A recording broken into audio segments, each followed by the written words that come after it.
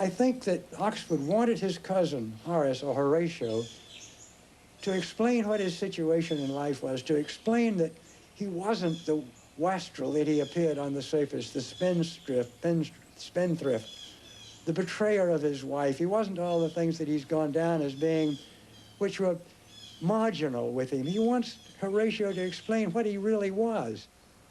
Your name from hence immortal life shall have, though I, once gone, to all the world must die. I know what it cost him to write these plays. I know what it cost him to have to give up any hope of being acknowledged as the writer. Guys, you read the sonnets and you see it. Though I once gone, to all the world must die. That's a tragic cry from a man. He saw himself as Lear, I'm sure. Not that his kingdom was lost, not that his kingdom was made over to his daughters, his literal kingdom, but that the kingdom in which he lived, his works, were being alienated from him. He felt as Lear did. And for the first time in his life, I think, Oxford, this really quite haughty peer in some ways, was brought to feel the humanity, the common humanity with mankind that King Lear was brought to feel. And yes, I would like very much to see this man get the credit that's his due. As a person, I do feel it, his presence as a person, yes. And I think he had a hell of a raw deal. Are there any particular lines in the poems or plays that you always look at in order to call this feeling of loss and sadness most clearly to mind? Well, I suppose the lines that make me realize that he had looked on,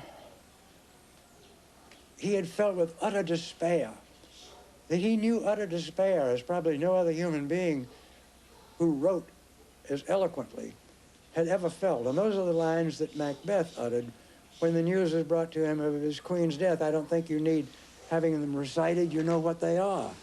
And, but they do. They affect me terribly when I hear them. Can you try to tell me what they are? I'll try to tell you what they are if my emotions don't get the better of me. Please remember, I've been awfully sick. But the lines are,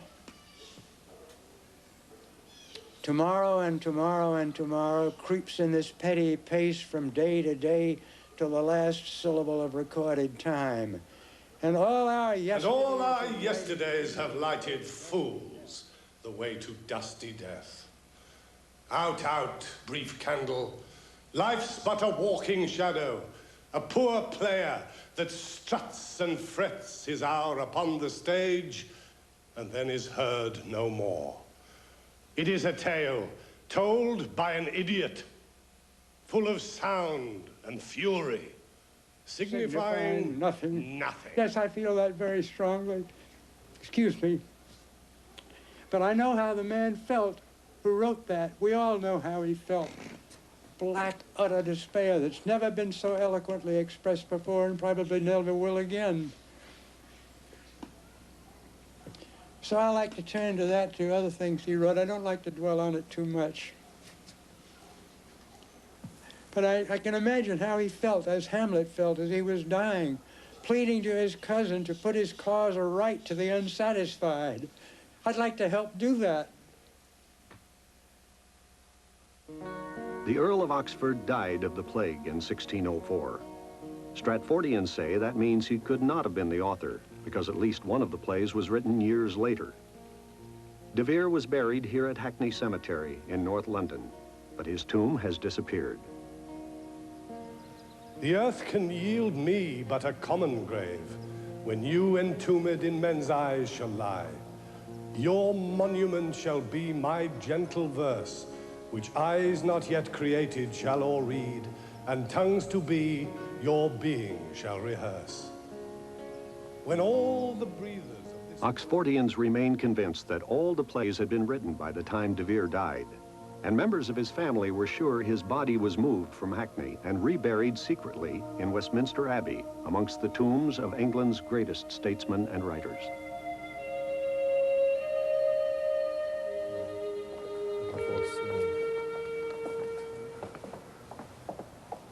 This is the De Vere tomb? That's right. This is the tomb of Francis Vere, who was the Earl of Oxford's first cousin, together with Horatio Vere. And he died fighting in the Netherlands and was brought back to England and buried here with great ceremony.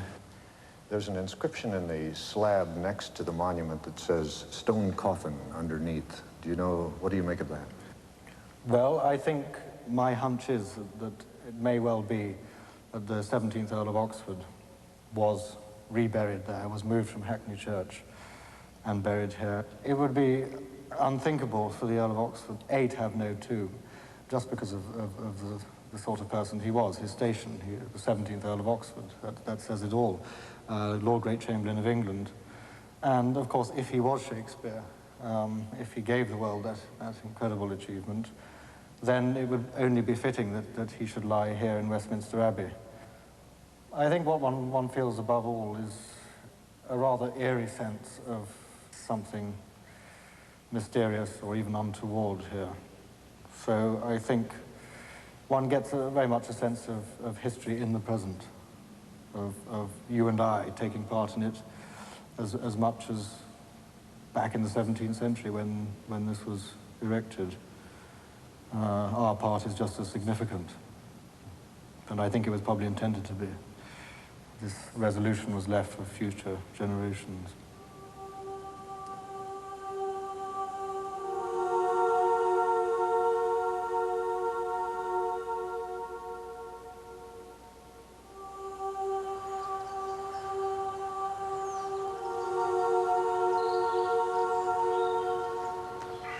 Here we have these greatest works, literary works of man. Why had they vanished?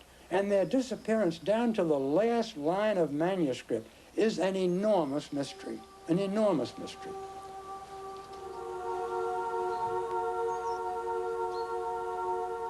This February, technology, gamma-ray photography, joined the search for Shakespeare's secrets.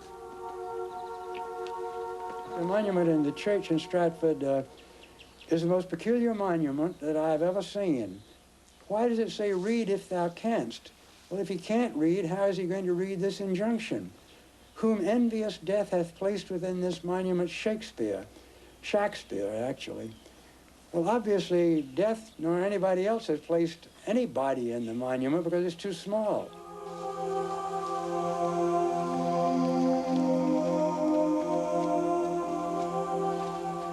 To me, it can only be explained as saying that death hath placed Shakespeare, meaning Shakespeare's works, within this monument.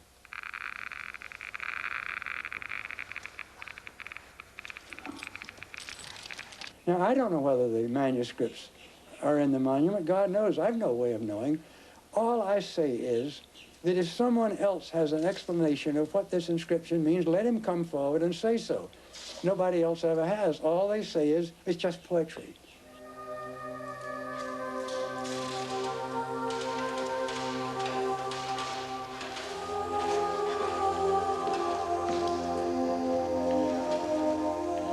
I felt that it was worth anything to look in this monument if there's only one chance in 10, one chance in 50, to see if the manuscripts are there, and I'd like to see the monument explored.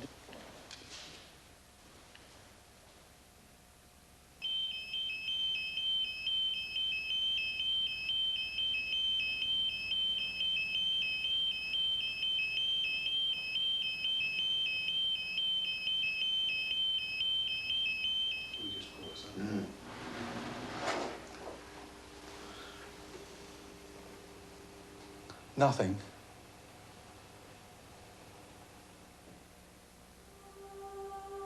If you can look into the seeds of time and say which grain will grow and which will not, speak then to me. Touching this vision here, it is an honest ghost. That, let me tell you. There are more things in heaven and earth, Horatio, than are dreamt of in What a wounded name. Things standing thus unknown shall live behind me. If thou didst ever hold me in thy heart, absent thee from felicity a while, and in this harsh world draw thy breath in pain, to to tell my story.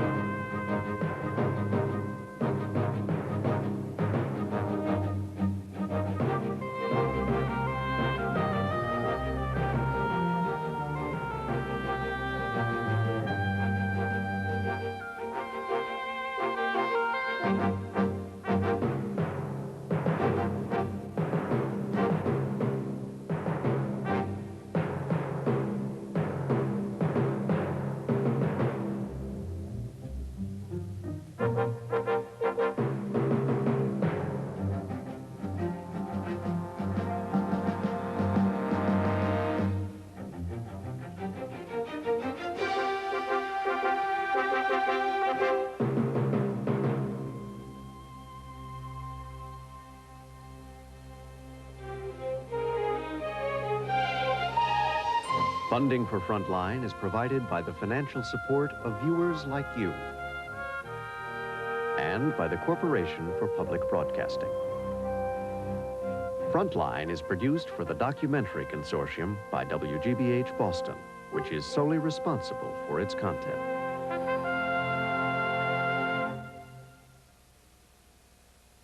For video cassette information about this program, please call this toll-free number, 1-800-328-PBS-1.